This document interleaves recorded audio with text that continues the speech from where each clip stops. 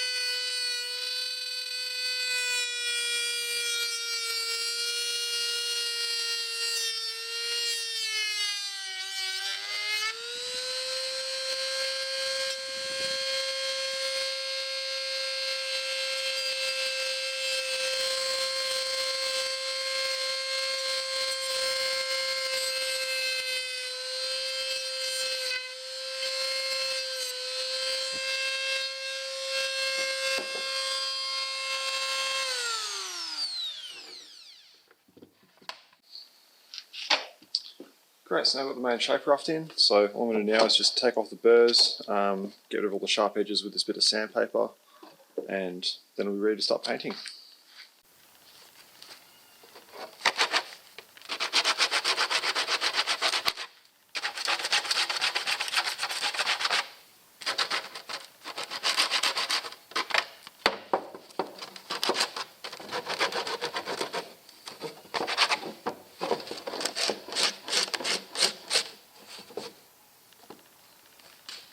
Fantastic. So just sort of smooth that off a little bit so it looks so it's going to flow with the shape properly, and have a look at stuff painting. Fantastic. So now I've got the shape roughed in. I'm actually going to leave, there has to be a hole in here at the end. I'm going to wait until the rest of it's mounted on the block before I do that, because I might make further modifications. So I'm going to paint over this before I drill the hole, and then, you know, if I happen to chip the paint or something like that, I can always repaint it. And yeah, I'm happy with that solution. So as you can see, it's a bit of patchwork, this one. So it's had a few repairs, a few wear marks, got some tape over it. So what you could do is get the tape off it, and you could, you know, get filler out and go through and fill all the cracks and sort of go to town on it. What I'm going to do is not do that. I'm just going to paint over it straight like this. Going to dust it off a little bit so it sticks better, and then yeah, we'll paint it. And so yeah, I'll run you through my method of painting as well. Right, I've got the part all dusted off. It's worth mentioning it's quite cold where I am. You usually want to be, you know, above 20 degrees is fantastic if you have that opportunity. So it means the paint's going to like dry, you know, in a sensible amount of time. Over 35 degrees you can have dramas as well. Also, if the humidity is really high in the air, the paint's not going to work as well. Or I think some paint's extremely low humidity is not going to work well for you either. It'll kind of affect the finish. Now with this one, all I've done is I've just wiped off all the dust with a bit of paper towel. I haven't done wax and grease remover or anything like that, so we'll see how it sticks and we'll see how this goes. Just using some Duplicolor auto spray. In this instance, this is I believe it's a Monza Red. There you go, Monza Red, in case you want to use the same colour. I've used that on all the other painting I've done on it. It seems to be a reasonable match for the Honda Red, so I'll be using that here. Going to put some gloves on, give the can a bit of a shake, and away we go. Now when you're putting gloves on, it's really important you will put them on your hands, so that's what I'm going to do.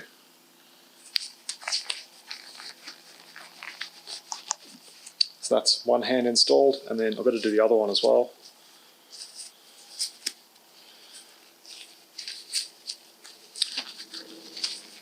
You line the thumb up with the thumb hole.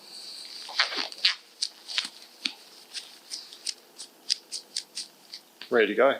This is the can. Let's give it a shake.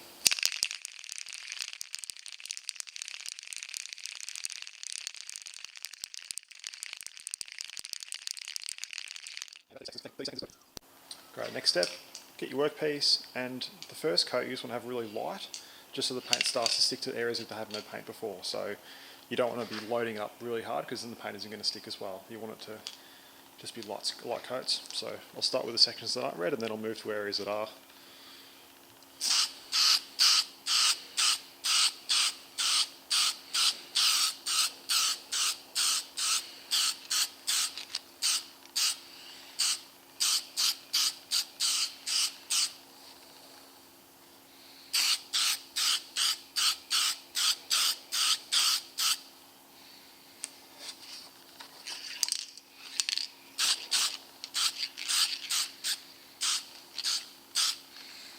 And you can see straight away it's looking $1 million. What I'll do now is wait for a couple of minutes and I'll come back and do another coat. Great, so come back a couple of minutes later, this is all dried off a little bit, so now I'll do another pass on it, and that'll probably be the final coat for this. I'm nearly out of paint, and I don't want to buy another can quite yet, so I'll be calling this done once I get this next coat on. You see underneath, this is where you want to be really careful if you're running out of paint. Sections you haven't got any red on, so I've got some under here I haven't got any red on, and I want to make sure I get red onto those ones, so I'll just make sure I get all those spots that I've missed. They're not as critical as the big flat sections, but important nonetheless. So I'll start with those.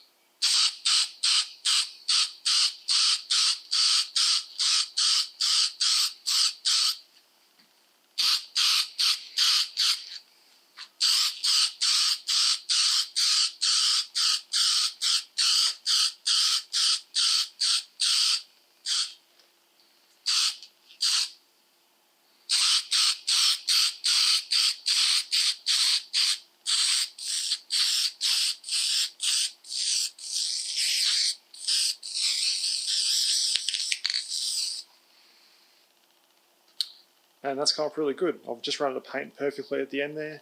Got really good coverage. If I decide later that I want to get another coat on it, I can, but for the meantime, I'll call that repaired. Much better appearance than when I started. So I'm quite happy with that. And now I'm ready to, when I get the rest of it mounted, I'll bang a hole in there, get the piece screwed on, and it'll serve me quite well. Thanks for watching. Consider subscribing if you take an interest in this. Otherwise, hopefully I'll make some more videos that you like watching. Thanks to everyone that's been watching and has already subscribed. It's really cool. Thanks heaps.